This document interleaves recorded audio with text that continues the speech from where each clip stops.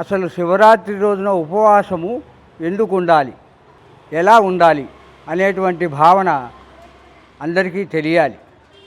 ఉపవాసము అంటే భగవంతుడికి దగ్గరగా ఉండడము అనే మాట. ఉపవాసము అంటే నివాసము, దేవుడికి దగ్గరగా ఉండేటువంటిది ఉపవాసము. అన్నం మానేసి నీళ్ళు తాగకుండా ఏమీ చేయకుండా నిరాహారంగా ఉండకూడదు. మనం అనేక రకమైనటువంటి పనులు చేస్తూ ఉంటాం, అనేక రకమైనటువంటి పనులు చేస్తూ ఉంటాం. ఉదయం లేవగానే ఎవరి పనుల మీద వాళ్ళు వెళ్ళిపోతూ ఉంటాం. ఊడ్చేవాడి దగ్గర నుంచి ప్రైమ్ మినిస్టర్ వరకు అందరూ పరిగెడతారు. రైళ్లల్లో, సైకిళ్ళ మీద, రిక్షాల మీద. బిజీ యుగం ఇది. అయితే మనకి వేదం ఏం చెబుతుందంటే, శివుడు శివరాత్రి ప్రతి నెల మనకి వస్తుంది.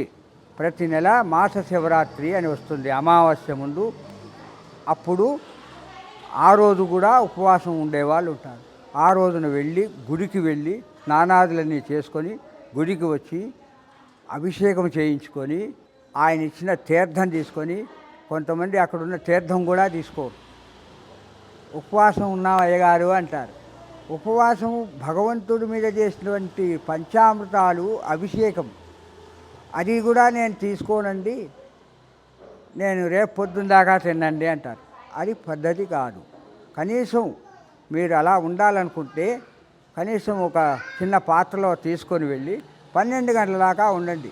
12 తర్వాత ఆ తీర్థం తీసుకొని ఏదైనా పండు పలహారం తిని తర్వాత మీ ఉపవాసం దీక్ష సాగించండి.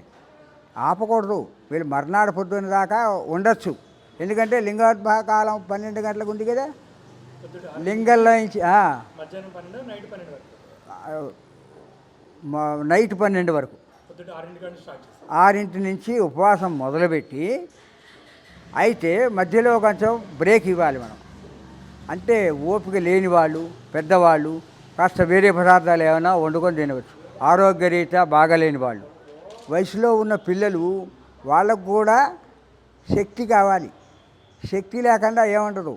అంటే అందరు ఏం చెబుతారు, అయ్యగారు మేము ఉపవాసం ఉన్నామండి, తీర్థం కూడా తీసుకోం, నీళ్ళు కూడా తాగమంటారు. మనం ఋషులం కాదు. ఆ కాలంలో ఋషులు వాళ్ళు కూడా ప్రకృతి నుంచి వచ్చినటువంటి కాయలు పండ్లు తిన్నారు మధ్యాహ్న సమయం అయిన తర్వాత. అప్పటిదాకా దైవ సమయము, 12 గంటల దాకా దేవుడి యొక్క సమయం అది.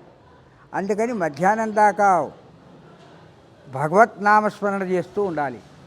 కాస్త పండోపలం తిన్న తర్వాత మళ్ళీ దేవుడి నామమే చేయాలి, వేరే ఏమీ చేయకూడదు. ఆ రోజల్లా ఓం నమ శివాయ, ఓం నమ శివాయ, రుద్రాయ నమ మంత్రాలు రావు. బ్రాహ్మణులు చదివినట్టుగా మంత్రాలు రావు, వాళ్ళకి చదువు కూడా రాదు. నమశివాయ అనుకోవచ్చుగా. ఓ శివ అనకపోయినా రామాయ అనుకోవచ్చు కదా, అమ్మ అనుకోవచ్చు కదా. శివాయ విష్ణు రూపాయ శివరూపాయ విష్ణువే, శివుడే విష్ణువు, విష్ణువే శివుడు, రామ అనుకోవచ్చు. శివాయ అనుకోవడం రాకపోతే రామ అనుకోవచ్చు, శివాయ అనుకోవచ్చు, అమ్మ అనుకోవచ్చు. మనకి ఇప్పుడు ఈ బస్తీలో మనకి పోచమ్మ తల్లి ఉంది. పోచమ్మ తల్లి, నన్ను నా పిల్లల్ని చల్లగా కాపాడు, ఈ బస్తీలో నువ్వు ఉన్నావు, మాకు శివరాత్రి రోజున మా అయ్యగారు మంచిగా అభిషేకం చేసి ఇస్తున్నారు, మహాప్రసాదంగా తీసుకోవాలి తీర్థాన్ని. కంప్లీట్ తీర్థం కూడా తీసుకోకుండా ఉపవాసం ఉండకూడదు. అది